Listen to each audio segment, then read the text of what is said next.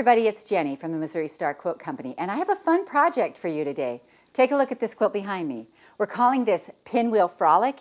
It's a nice size quilt. It's made with 2 charm packs, and so it's 65 by 65.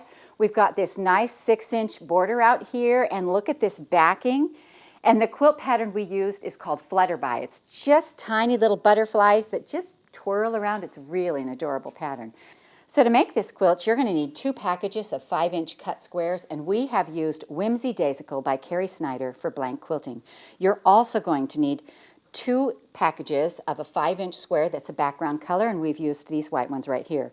You're going to need a 1/2 yard for an inner border, and those are 2.5-inch strips. For your outer border, you're going to need 1¼ yards of this nice big 6-inch border. For your backing, you're going to need 4¼ yards of vertical seams or 2¼ yards of a 108 fabric, and we've used this nice print. You will also need a squaring tool, and we have used the Clearly Perfect slotted trimmer, or you can use the block lock, whichever one you'd like. So let's get right into making this quilt. You're going to need 2 blocks for this quilt, and we're calling them Block A and Block B, and they are made very similarly, just a little different, and that's what gives us this checkerboard with our sashing right here. And so the first thing we're going to do is we are going to make half square triangles. And the easy way to do that for us on this project was that we actually took our little white squares and we paired them with a color square.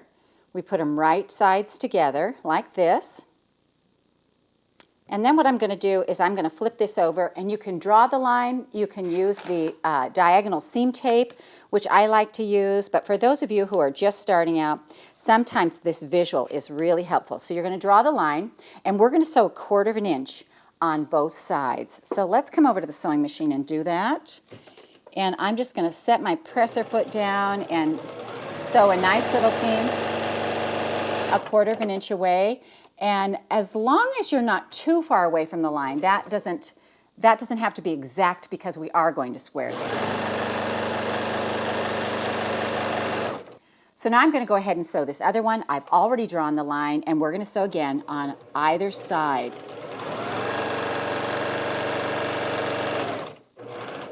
You can use the diagonal seam tape for this. You just have to line it up with the outside line. But I just drew my line on there. Alrighty. So now we have these 2, and these 2 are going to turn into 4 half square triangles because I'm just going to split them in half right here. Cut right on the line.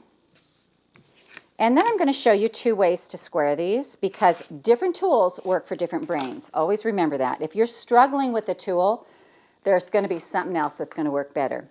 So my first squaring is going to be with the block lock ruler, and that is the same as any square ruler that has a diagonal line. It doesn't have to be the block lock. If you have a square that has a diagonal line, that will be perfect. So we're going to iron these 2 blocks open right here. And I'm just going to grab my iron and press them back, press to the dark side. And we're squaring these to 4.5. And so we're going to start here with the block lock.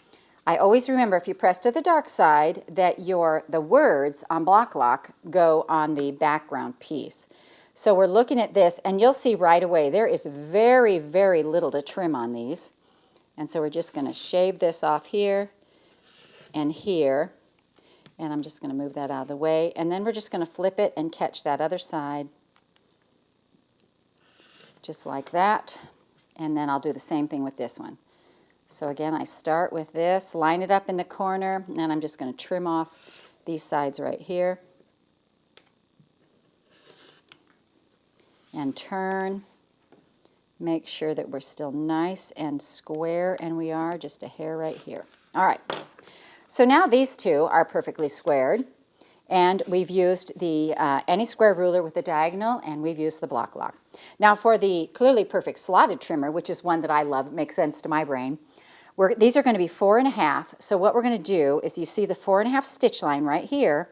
We're going to put that stitch line on our stitch line, and we're going to line this up. And if I can scoot it all the way over to an edge and it still stays nice and square, that's perfect for me because then I'm just trimming this one side.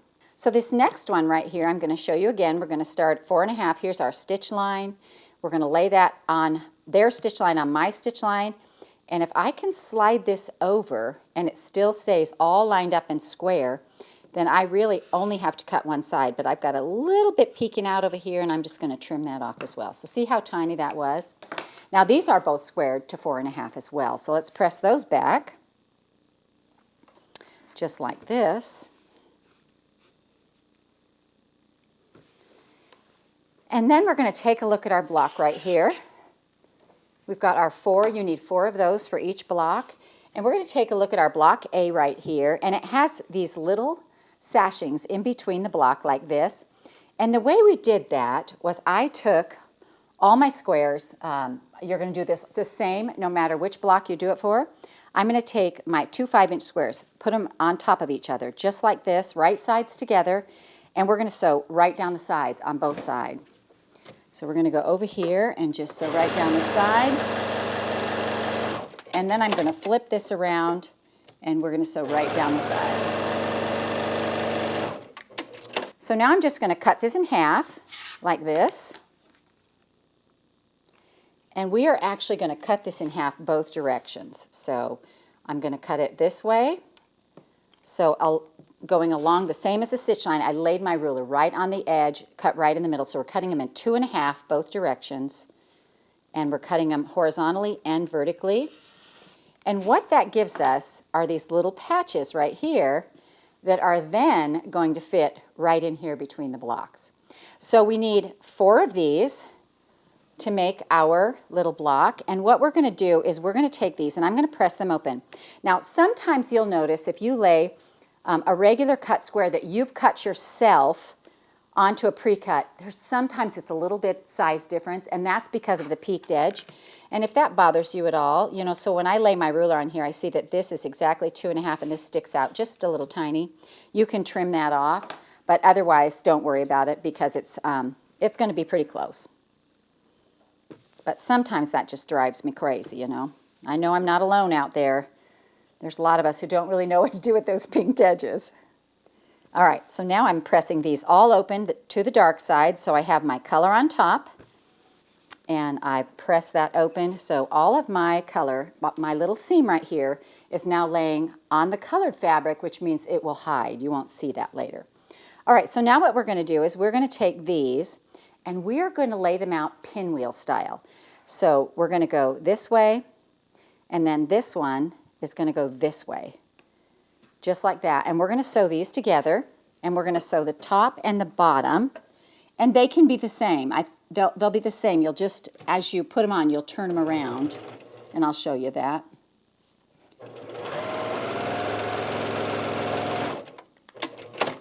All right, so here is this one side, and then I'm going to add this other side to it. Remember, one goes down, one goes up.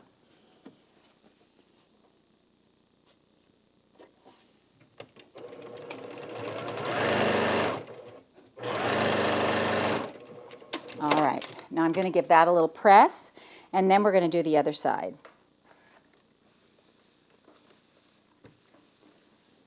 And I am going to go ahead right here and trim off this little piece right here that's sticking out just a little, even up that seam.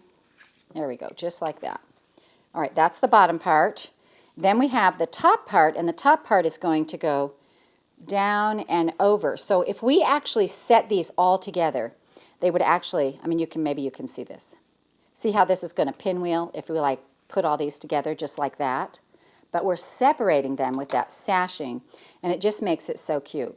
So on this one, we're going to put it together, and if we turn this, you'll see it's exactly the same, but it's going to be the top and the bottom. So we're going to go over here and pick up that whole row and just sew this on. And so when you start making these blocks, you can chain piece them, and you can put that 2-piece on that same block all the way around, because these pinwheel blocks are all made this way. Oops, now I've lost my place. Okay, this goes up. I picked it up too fast before I looked at it. I'm like, wait a minute. All right, here we go. 1/4 inch all the way down. We'll press this one.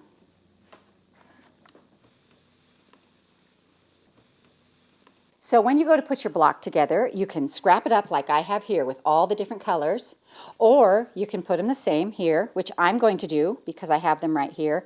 Now you'll see if I put these on here, we have a little hole in the middle. That middle block is what changes things for us. So what we need to do is we need a little 2.5-inch square, and I'm just going to cut one of them from my 5-inch squares like this. And this will give me 4, enough to make 4 blocks.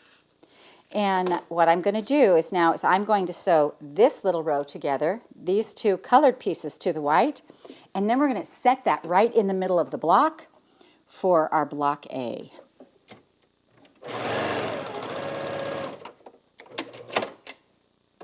And then I'm going to put this on the other side of the white. My little 2.5 white square right there. I'm going to take this over and give it a little press. And I'm going to roll these seams all to the dark side. And so as I'm pressing from the top and making it nice and flat, I'm going to flip this over and make sure they're going the way I want them to. And you can see that all my seams are laying in to the dark side. All right, so then what we're going to do is we're going to put this to this and then add this on, and that will finish our block A. So let's go ahead and do that.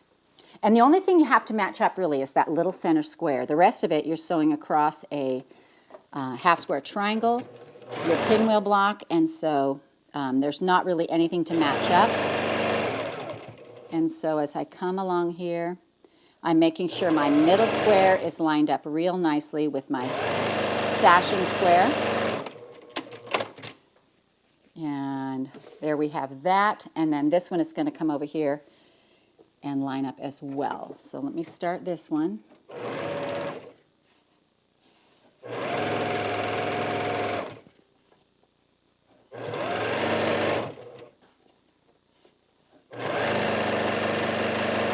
Just like that. All right, so this is block A right here, and I'll show you just a sec as soon as I press it.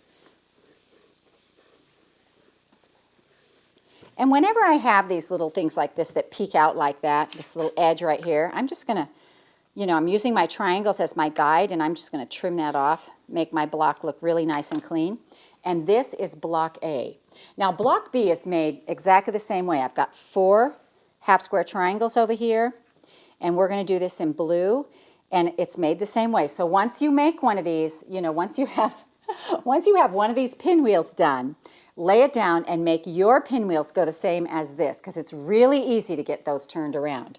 And so what I'm going to do is I'm going to lay these here around just like this. So this one goes up, that one goes down, and this one goes up, and that one goes down. So when I make a pinwheel, is that right? Let's see. Yep.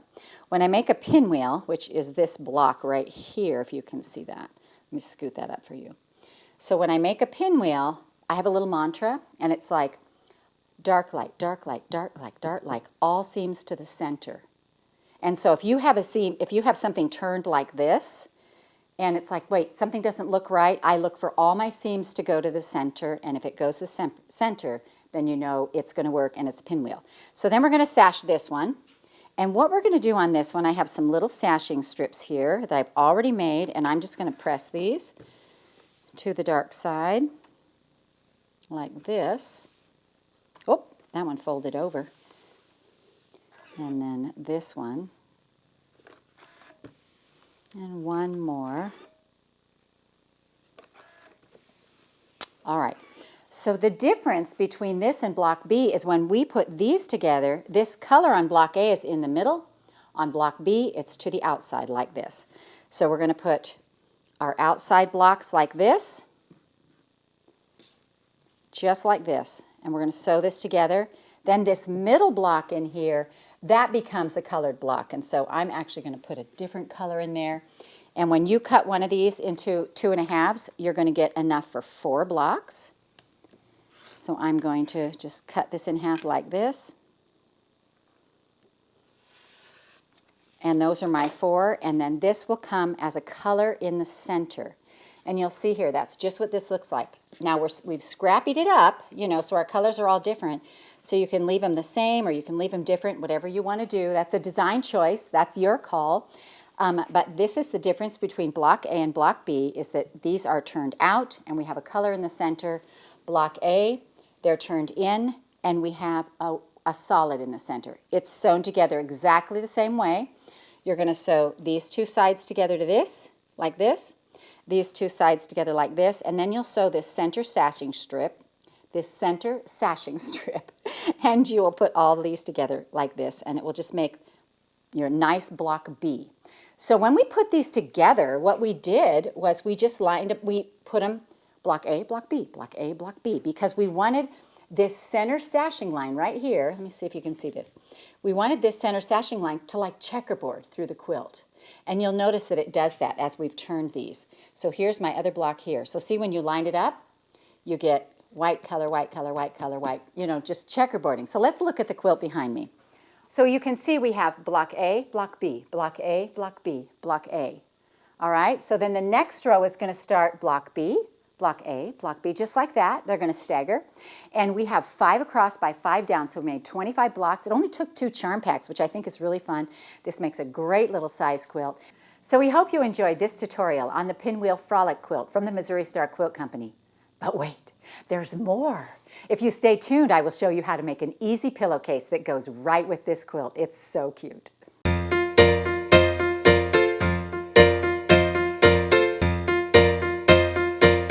So I thought this fabric was so cute that it warranted a pillowcase. Wouldn't this be the cutest little thing? A lot of people use pillowcases to store their quilts in, but a lot of them give them as gifts as well, and I just thought it was such cute fabric that it warranted a pillowcase. So I am going to show you how to make the easiest pillowcase ever.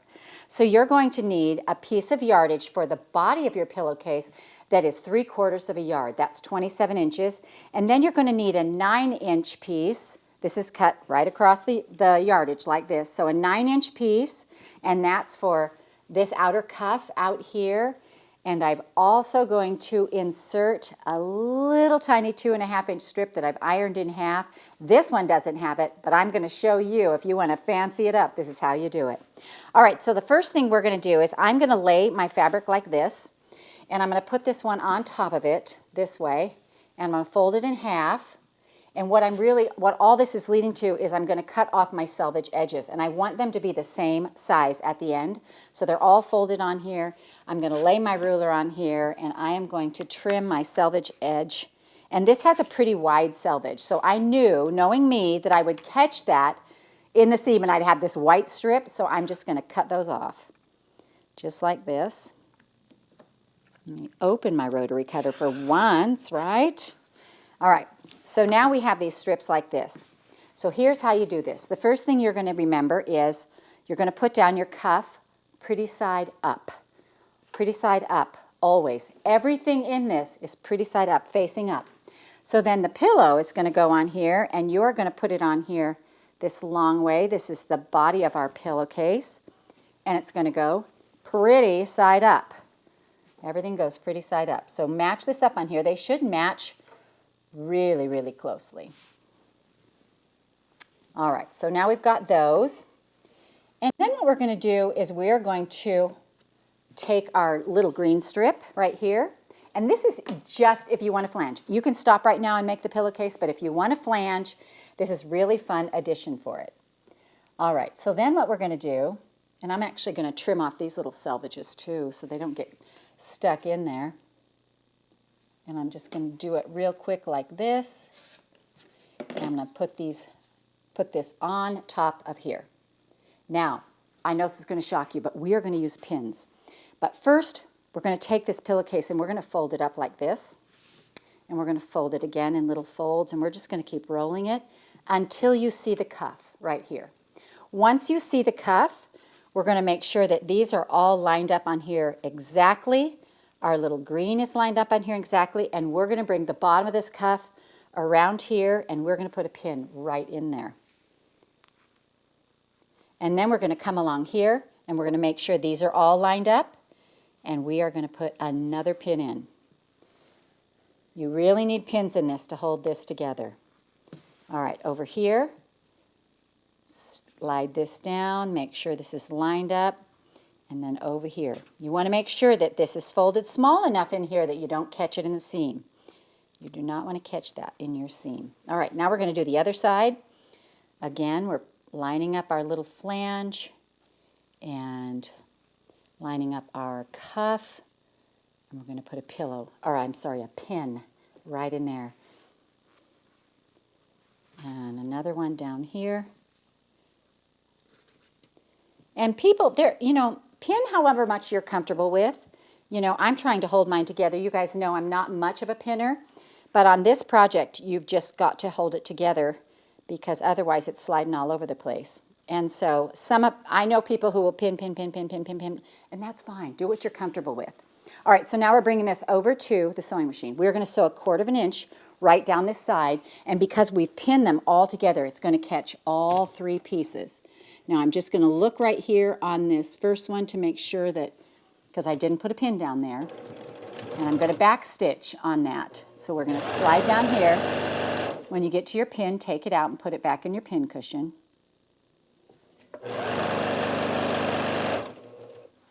And this is, I would say, for me, this is a generous 1/4 inch. All right, then we've got to take another pin out, make sure everything's still lined up. Even our little back cuff piece, looks like it's back a little bit. There we go.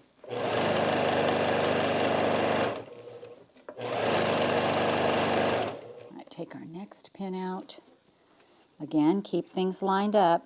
You've got your little flange in there, your cuff,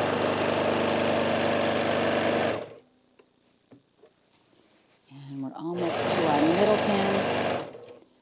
Take that one out. And then we just have the last little bit here. We're still going to make sure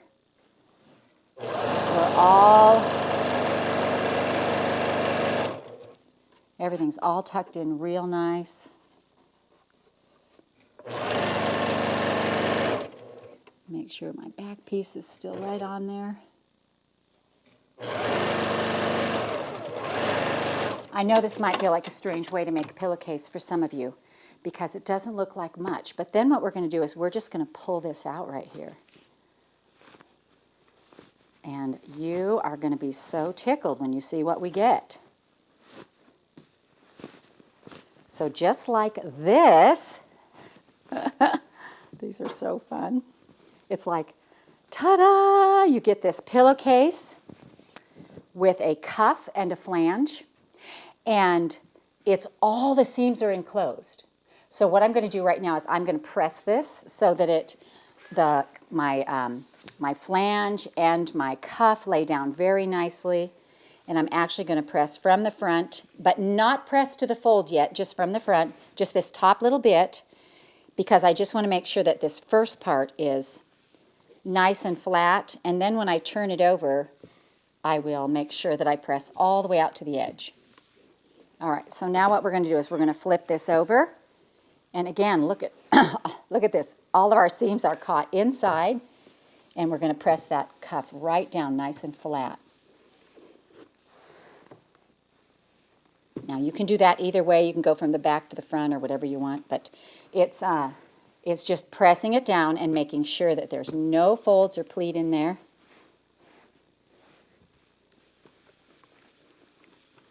And then all we have to do is take our pillowcase and fold it in half, just like this. And we're going to sew up the side and across the top, and we're done. And then we just have this awesome pillowcases. Now there's several ways you can do this. You can just take a stitch and sew it down, which is what I'm going to do right here. You could use a serger so your edges are finished. You could actually do French seams, which is a whole different technique, but very easy. It's a seam inside of a seam. And what I'm going to do is I'm just going to sew across the top right here.